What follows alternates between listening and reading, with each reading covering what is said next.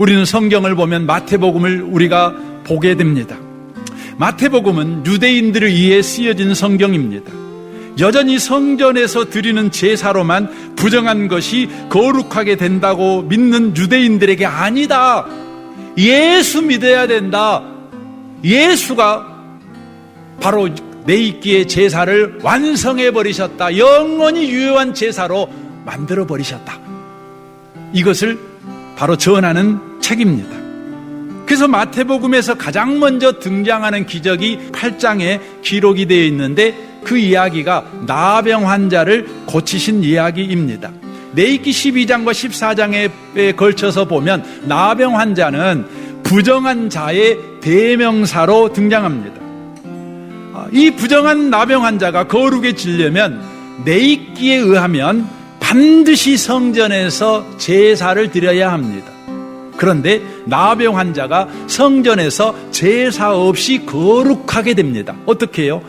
8장 3절을 보십시오. 예수께서 손을 내밀어 그에게 대시며 이르시되 내가 원하노니 깨끗함을 받으라 하시니 즉시 그의 나병에서 깨끗하여 진지라 라고 말씀합니다. 예수께서 부정한 나병 환자에게 손을 대시니 그 부정한 자가 성전에서 제사 없이 거룩한 자가 되는 변화가 일어난 것입니다. 마태복음 8장 14절을 보면 베드로의 장모가 열병에 걸렸습니다. 열병은 레위기 26장을 보면 폐병과 함께 부정한 자에게 내리는 하나님의 재앙으로 기록하고 있습니다. 그런데 이 부정한 자가 성전에서 희생제사 없이 거룩하게 됩니다. 8장 15절입니다. 그의 손을 만지시니 열병이 떠나가고 여인이 일어나서 예수께 수종들더라 라고 말합니다. 예수님의 접촉만으로도 성전에서 드리는 제사 없이 부정한 자가 거룩하게 된 것입니다. 마태복음 9장 20절에 보면 12년 동안 혈류병을 앓는 여자가 등장합니다.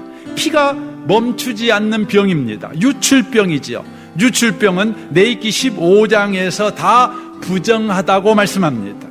레위기에 의하면 피는 사람 몸속에 있을 때는 생명이지만 몸 밖으로 흘러나는 즉시 바로 죽음입니다. 그러므로 피가 몸 밖으로 나온다는 것은 죽음을 상징하는 것입니다. 그러므로 부정합니다. 12년 동안 유출병에 걸린 여자를 누구라도 만지면 그도 부정하게 됩니다.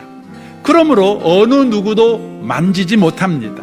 그런데 이 여자가, 이 부정한 여자가 예수님의 옷자락을 만집니다. 예수와 접촉합니다. 그때 어떤 일이 벌어집니까? 바로 피가 멈춰버립니다. 부정한 것이 거룩하게 됩니다.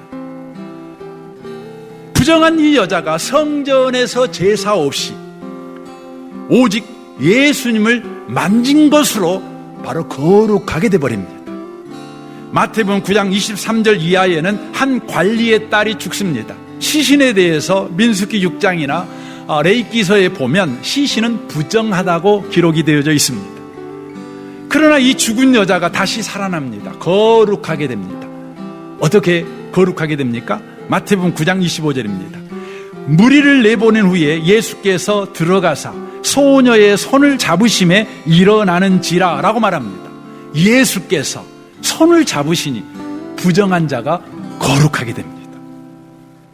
이제 어떤 부정한 자도 성전의 희생제사가 아니라 예수의 터치로 거룩하게 된다. 예수가 만져주시거나 예수를 만지면 부정한 자가 거룩하게 된다. 주님을 만나야 된다. 이것이 뭐냐면 마태복음입니다. 우리에게 필요한 건 주님을 만나는 것이고 주님의 임재가 우리에게 필요하다. 주님의 임재만 우리 가운데 있다면 어떤 부정한 자도 거룩한 자가 된다. 예수면 충분하다. 이게 바로 마태복음입니다.